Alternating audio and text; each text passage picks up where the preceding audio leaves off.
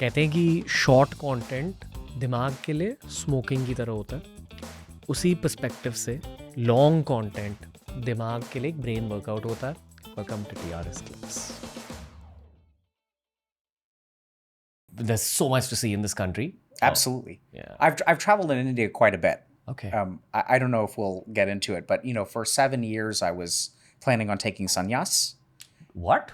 Yeah, so we can get into and so I traveled around and did yatra, all that kind of stuff. Love for you to explain what sannyas is to a Western audience watching Sure. So my story kind of starts. I was in college and failing out of college, and my parents tried all kinds of stuff to help me. They were Indian immigrants, so they moved to the U.S.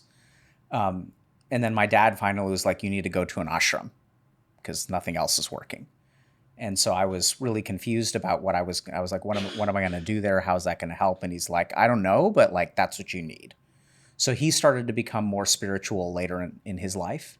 So I went to a Swami Vivekananda ashram outside of Bangalore at the age of 21 and absolutely fell in love. Well, first I hated it, but by the end of it, I was there for 3 months. And by the end, I tried to take sannyas. So I went to one of my teachers, and sannyas is basically becoming a monk. So sort of forsaking your life, giving up your life, and then devoting yourself to spiritual pursuits. How old were you? I was 21. Damn, bro. So my guru told me, in order to give up your life, you have to have something worth giving up. He said, you don't have anything worth giving up. You just failed. So he said, go back to the United States, go get a doctoral degree. So go build a life. And then when you're 30 years old, if you still want to give it up, you can. But you have nothing, so go build. And then he was also kind enough. So he said, you can come back every year and I'll teach you sadhana, I'll teach you spiritual practice. So you don't have to stop the spiritual progression, but don't give up your life yet. Go build something and then give it up. Did you feel like giving up at 30? So what happened is I met my wife soon afterward. And then I realized that what I decided to do actually is to try to cultivate, I'm going to use a couple of technical terms, vairagya towards rag. So Wow. vairagya is detachment, right? So we kind of say in spirituality, like, oh, you should be detached, be detached, be detached. And then I got really confused because I met this woman and I fell in love and I was like, I don't know, like, and I even told her at the beginning, I was like, I'm going to take sannyas one day. Like, I'm going to give up all this life and this is all temporary and I'm not going to stay with you forever. I'm sorry, but like, this is my goal. Like, I'm going to be spiritually, I'm going to be a great enlightened master one day. So I can't, stay with you forever. And then she's like, ha, ha, ha, whatever. So she had no doubt. She's also deeply spiritual. And then eventually I realized like, oh, like being a monk was actually about ego for me. Since I had failed, I wanted to be better than everybody else, right? So everyone else was successful in school and they were going off to medical school and becoming doctors. But I was like, okay, that's some material pursuit. I'm better than that. I'm going to be spiritual. I'm going to chase the real thing. And there's a very subtle spiritual ego that comes from that.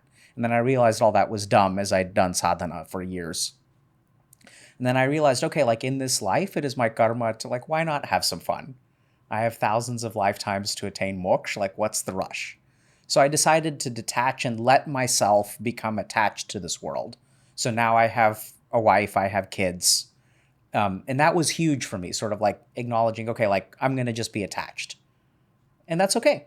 And interestingly enough, that's where a lot of my detachment comes from, is just admitting I'm married. This is the material world. It's okay to want material things. Yeah. I kind of have a half question, half opinion. Yeah, sure. Great. Love those. So I don't know how I'm going to pose it to you. Yeah. But like, dude, I think it's crazy that podcasts where you're featured and questioned correctly are clocking in like millions of views. That doesn't happen to every intellectual. There's a lot of intellectuals out there, but only some people get highlighted the way you do. I genuinely believe you have higher purpose. And more importantly, you're equipped for the higher purpose because of your medical science degree. Sure. Like, I feel like that's your biggest tool. Okay. And I have met a few doctors from the States who are in the same realm, but no one's words are being highlighted on the modern day internet the way your words are being highlighted. So I just want to go way deeper into my own questions for you. Great. But, also questions that my audience has at this point, because we've done so much of the basics of spirituality, basics of psychology on this show. People are ready for the next level now. Let's do it. I think it's wonderful.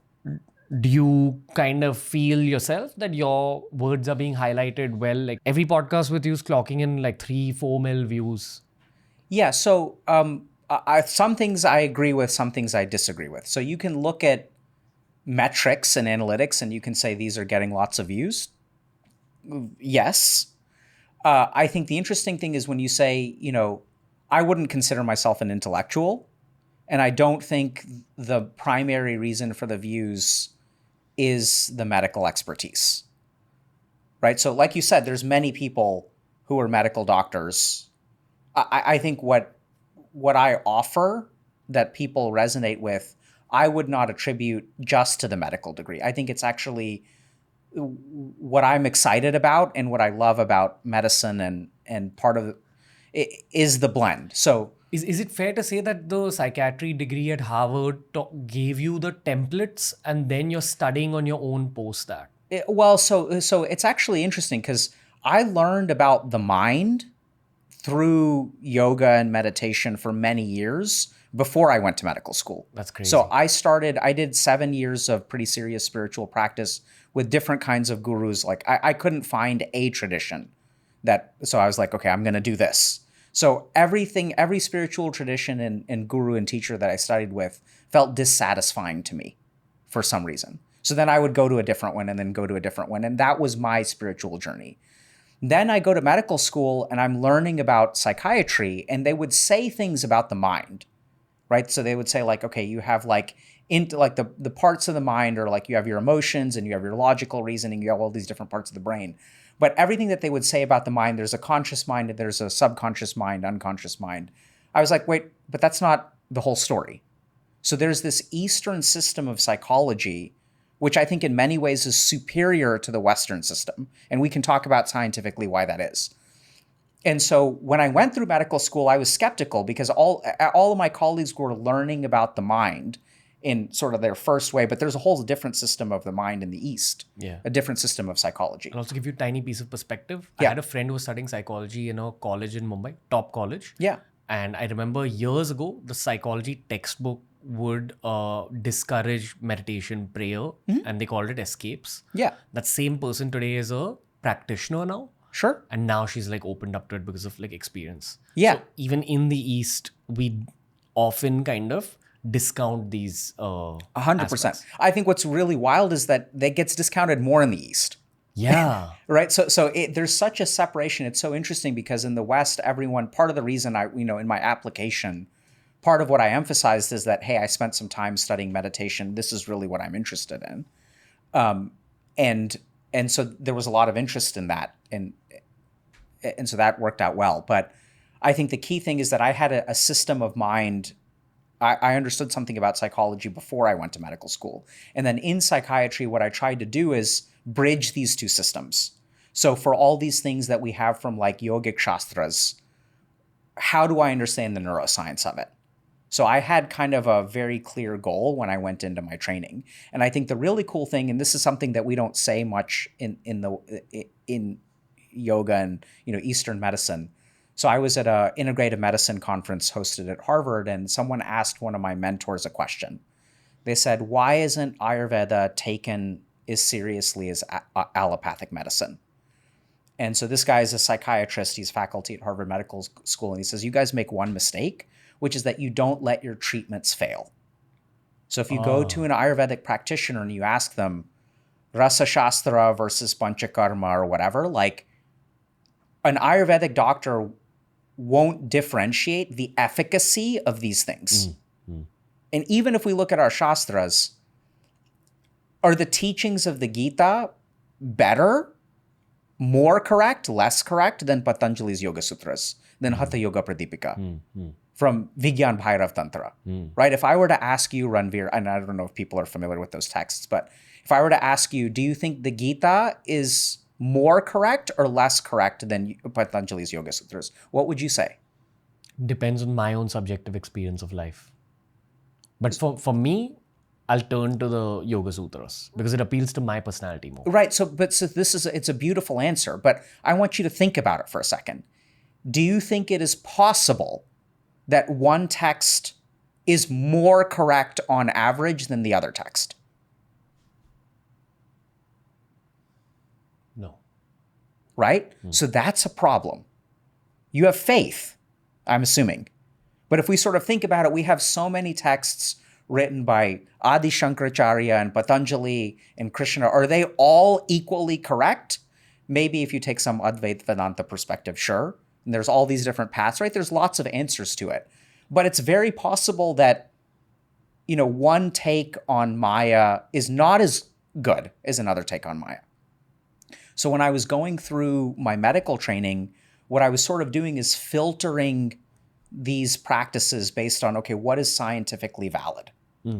And so then I gravitated in a particular direction. And you found hits and misses? Absolutely, hits and misses. So the scary thing is the things that were misses for me 20 years ago, 15 years ago, the more I've advanced in my practice, the more they've become hits. Hold on. So you extracted actionables and concepts from Indian spiritual literature? Yes.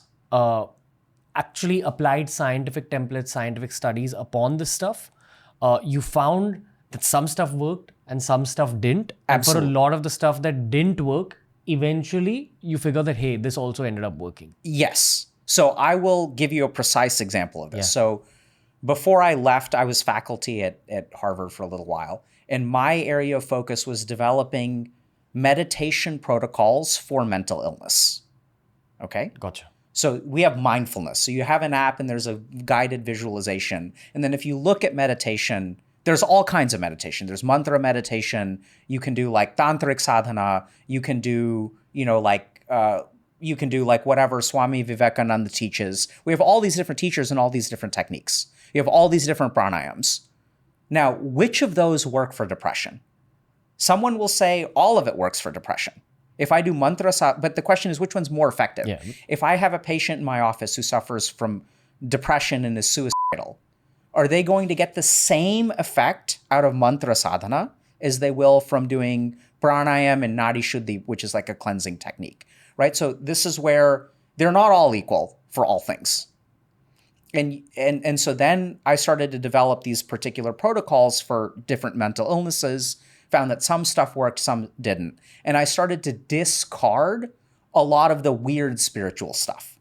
So stuff like, Kundalini, Shakti, and some of these other things. And then in my own practice, as I became more developed and learned and things like that, now I'm beginning to realize that like all of that stuff is correct. So back then, what did you categorize as weird? Anything that was not scientifically verifiable. So, there's this idea of Atman, which like, is that a thing? Is that not a thing? Like, I don't know. Like our souls. Yeah, our soul. But what I do know is that if you look at a pranayam practice that is affecting your physiology, it's affecting your brain. So we know, for example, that your mood in your mental state is connected to your pattern of breathing. And this is really simple. So if I look at you, Ranveer, and I go like this, what emotion do you think I'm feeling? Anger or anxiety. Perfect, right? So now let's differentiate the two. That was anger.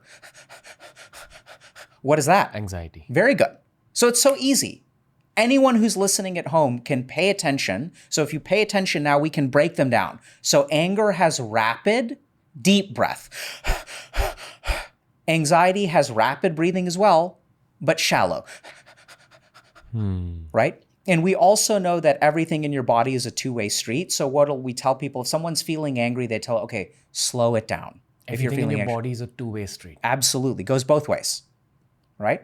So if you breathe a certain way, if you feel a certain way, you will breathe a certain way. But if you breathe a certain way, you will feel a certain way. And we know that. We say, okay, hey, you're freaking out. Calm down. Take a couple of deep breaths. We all know this. Right? So I started to really focus on the things that were scientifically verifiable. And then I ran into problems. So I was at a lab at Harvard where someone was trying to discover prana, the science, like actually detect prana with a device. Chi. It was actually a lab on chi, but Universal energy. The quick context here is pranayam are breathing exercises. Yeah. And we believe that when we breathe in, we also take in universal energy. Yep. Which is probably present in the oxygen. We don't know, or it's present in the ether. Yeah, right. So that's exactly. So then the question is, when we do these breathing practices, are we taking in this mystical substance that has never been scientifically detected? Or are we activating our physiology and our neuroscience in a particular way? So we know that if you do this breathing practice, you will get better with anxiety or depression. But the question is, why? Is it this mystical energy, or is it just physiology and neuroscience? And at the beginning, I used to think it was just the physiology and neuroscience. And I was like, okay, this prana stuff isn't real. This chi stuff isn't real. This soul stuff isn't real. This energy, shakti stuff none of that stuff is real because we have no scientific evidence of it. And as I've become more developed in my own practice, as I've started working with patients more, as I've started helping people and seeing the clinical benefit, I now have really started to believe or experience some of this weird like Shakti, Kundalini kind of stuff. Wow. As I start using that kind of stuff with my patients, we see better clinical outcomes. Okay. Thanks for watching TRS Clips. Make sure to explore the channel. ऐसे ही बहुत सारे clips upload करे हैं. You'll keep working out your brain as you keep exploring the channel.